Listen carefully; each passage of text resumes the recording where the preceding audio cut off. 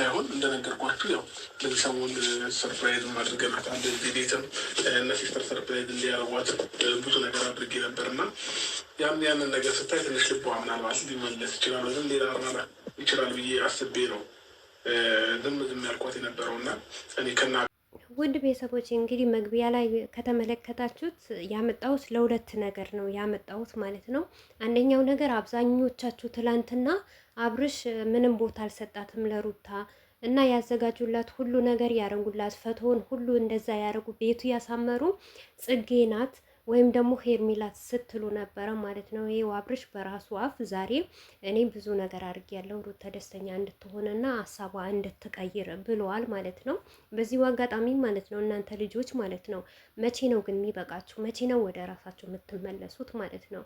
አሁን ማንንም የምትሸውዱ የለም። ግን እባካችሁ አብርሽም ሩታም ለልጃችሁ ኑሩ፣ አብራችሁ ሆኑ፣ አብራችሁ ታርቃችሁ ኦዲየንስም ደግሞ አብራችሁ ስትሆኑ ነው የሚያምረው የሚወዷችሁ ማለት ነው። ከዚህ ሁሉ በቃ ይብቃችሁ። እስቲ አንዳንዴ ለራሳችሁ ኑሩ። እውነት ዛሬ ለእናንተ ፋንታ እኔ ልቤን የተሰበረው ማለት ነው። ምክንያቱም እኔ ቪዲዮ እርግጠኛ እንደዚህ እንደሚሆን በመጀመሪያም አውቄያለሁ።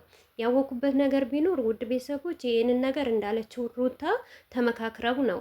እሷም ደግሞ ያው መሄጃዋ ስሰረስ ደግሞ እሱም ደግሞ ማንም መጥቶ እንዳይረብሻት ማንም ደግሞ እንዳይደርስባት እሱም ደግሞ ያንን ቤት እንደማይኖር ተነጋግረው ነው። ይሄ ንግግራቸው ስለሆነ ይሄንን እንደሚደረግ ሁላችንም እናውቃለን። አብርሽ ቤት ለቆ እንደሚወጣ ማለት ነው። ነገር ግን ለምንድን ነው እንደዚህ? ለማን ብላችሁ ለማን ስትሉ አይበቃችሁም እናንተ? በቃ ሰው እኮ አደገባችሁ፣ ፈመሰባችሁ። እስቲ አንዳንዴ ለራሳችሁ ኑሩ ማለት ነው።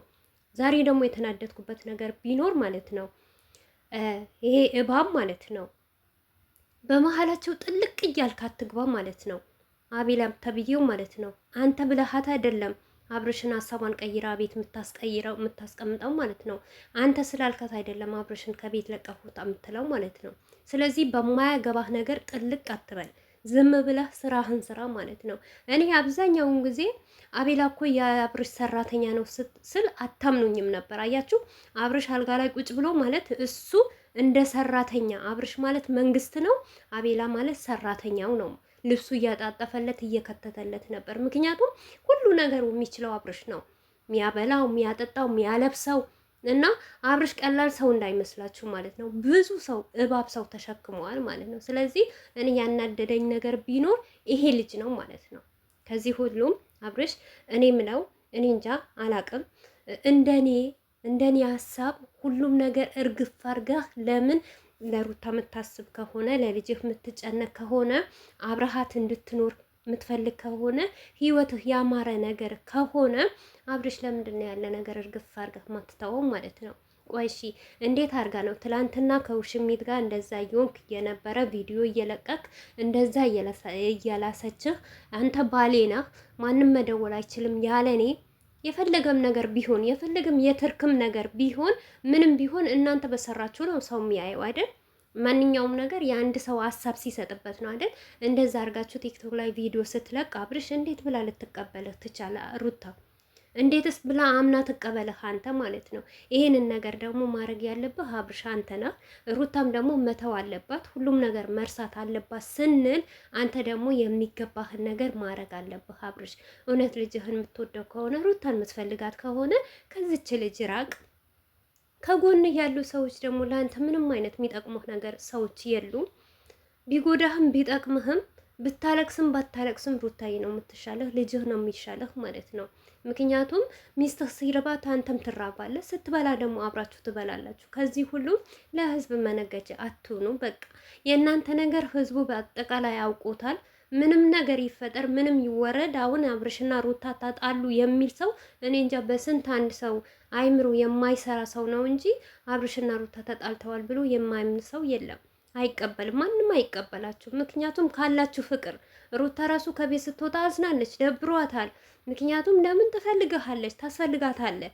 ያንን እስካሁን በቃ በወንድምነትህ ሁሉም ነገር ችለህ የተሳደብከህም ምንም ያጠፋኸውን ጥፋትም ችለህ በቃ ለምንድን ነው ይቅርታ ማጠይቀው?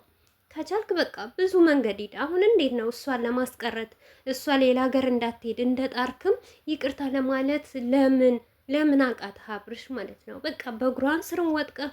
ይሄ እኮ ይቅርታነት ማለት እኮ መሸነፍ ማለት ውርደት አይደለም፣ መዋረድ አይደለም፣ ክብር ነው። ይቅርታ መጠየቅ ክብር ነው። ሴት ልጅ ናት። እናም ደግሞ ልሳሳ ትችላለች፣ ወይም ደግሞ ካሳለፈቻቸው ከዛ ከነበሩባት ነገሮች ሁሉ ልቧ ተሰብሮ ይሆናል። ድጋሚ አብርሽ እንደዚህ ነገር ያደርገኛል የሆነ ፍራቻ ሊኖርባት ይችላል። ምክንያቱም ሴት ልጅ ናት። አሁን ደግሞ ሞር ልጅ የልጅ እናት ሆናለች። ለልጇ ትሳሳለች፣ ለራሷ ትሳሳለች።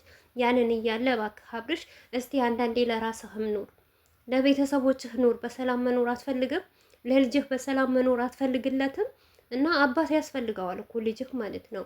አንዳንዴ የሰው ማፍ መጥፎ ነው እኮ ሰውም ሲያወራብህ ሲናገርብህ እኮ በጣም እኛ አሁን በማያገባን ነገር ነው። አንተ የራስህ ነገር ራስህ ነው የምታውቀው። ገባ? ከማንም ሴት ሁን ከምንም ሆን ከማንም ሆን ልቦናህ ነው የሚያውቀው። እኛ ባየነው አክል ነው የምንናገረው፣ ግን ያንተ ልቦና ማን ስንት ምን እንዳህል ታውቀዋለህ። ነገር ግን ለዛ ሁሉ አብርሽ ማስተካከል የምትችለው አንተ ነህ። ይሄንን ነገር እንዳይደረግ ይሄንን ነገር እንዳይደገም ዛሬ ራሱ አቤላን ይዘህ ቤት መምጣት የለብህም። በቃ ሻንጣ ነው። ለአንድ ቀን ሰራተኛ ባይኖረህ ምንም ችግር የለውም አብርሽ መተህ ልጅህን አይተህ በቃ ወይም አቤላን ራሱ አስከትለህ ሳትመጣ በስነ ስርዓት ቁጭ ብለህ ተረጋግተህ ካሜራ ሳትይዝ ማለት እኔ እንጃ። ችግራችሁ ለምንድን ነው? አብርሽም ሆነ ሩታም ችግራችሁ ከካሜራ ጀርባ ማትፈቱት ማለት ነው። ሁሉም ነገር ግዴታ ካሜራ ላይ መውጣት አለበት። ምን አለበት ለአንድ ቀን ባይሸቅል ህዝብ። እናንተ እኮ ለብቻችሁ አይደለም የምትሸቅሉት ማለት ነው። ለህዝብ እኮ ነው የምትሰሩት እናንተ። ማንም ለሚፈምስበት ነው እናንተ የምትሰሩት ማለት ነው። የአንድ ቀን የሁለት ቀን ታይም ለራሳችሁ ለምንድን ነው የማትሰጡት? ለራሳችሁ ቁጭ ብላችሁ የሆነበት ሄዳችሁ ተመካክራችሁ እንደዚህ ነገር እኮ ቢሆን እንዲህ ነገር ብላችሁ በጠረጴዛ በኩል ቁጭ ብላችሁ ለምንድን ነው ራሳችሁ አንስታችሁ ማትጥሉት ማለት ነው? ሁሌም ካሜራ አጠገብ መጎተት፣ ሁሌም ዛሬ እውነት ለመናገር ማለት ነው ቪዲዮ እንዴት እንደጨረስኩት ልነግራችሁ አልችልም። ምክንያቱም ልጁ አብርሽ እንዴት እንደማያረገው እንዴት በሶፋ ላይ ቂጡ እንደዛ 1 ወር ያልሞላው ልጅ በዚህ ናክል አንተ ልጅህንም ራሱ አደባባይ አታውጣ። በቃ አብርሽ አንተ የተሰደብከው፣ አንተ የተመታኸው፣ አንተ የተዘቀዘቅከው ይበቃሃል። እኔ በዚህ ልጅ ማለት ነው እውነት ጭንቀት በጭንቀት ልሆን ነው ማለት ነው። እነሱ ያልሳሱለት አክል እኔ እንዴት እንደምሳሳለት ዛሬ አብርሽ እንደዛ ሲያረገው በቃ እጄ ሁሉ ስልኬ ልጥለው የቀረኝ ነገር የለም። ምክንያቱም በዚህ ልክ ለምን አንዴ በጣም ፍቅር ትሆናላችሁ። በቃ እነዚህ ልጆችማ ሰላም አወረዱ ፍቅር አወረዱ ስንል መልሳችሁ ደግሞ በፍቅራችሁ ዝናብ ትጥላላችሁ። እውነት ዝናብ ሳይዘንብ እናንተ በረዶ ትከታላችሁ በፍቅራችሁ ውስጥ ማለት ነው። በቃ መርሳት አትችሉም። ሁለታችሁም የራሳችሁን ህይወት ማስተካከል አትችሉም። ይህንን ነገር ደግሞ ማስተካከል የግድ ነው። እስከ መቼ ድረስ ከልጅህ ተለያይተ ከሆቴል ተቀምጠ ልትኖር ነው? ወይም ደግሞ አቤላ ቤት ተከራይተ እስከ መቼ? ለምን ችግርህን አታስተካክልም? ክራይ ቤት ከመሄድ ሆቴል ከመሄድ ችግሬ ምንድን ነው? ጥፋቴ ምንድን ነው? ይህንን ነገር ጥፋት ሩታ በዚህ ናክል ለእኔ የምትጨክንበት አንደበት ከዚህ በፊት አልትጨክንም ነበር። ምን አይነት ችሎታ ኑሯት ነው በእኔ ላይ የምትጨክንብን ብለህ ለምንድን ነው የማታስበው? አብርሽ እኔ እንጃ አላቅም። አንተ ከቤትህ አይደለም ሻንጣ ይዘህ ደጅ ለማየት የምትወጣ ሰውዬ አይደለህም። ትልቅ ሰው ነህ። ነገር ግን ለሰው እያልክ ነው ራስህን ዝቅ የምታረገው ማለት ነው። ሰው ነገ አብርሽ ለፋልኝ ይላል፣ ደከመልኝ ይሄ ልጅ ይላል። በጣም ነው ያሳዝነው።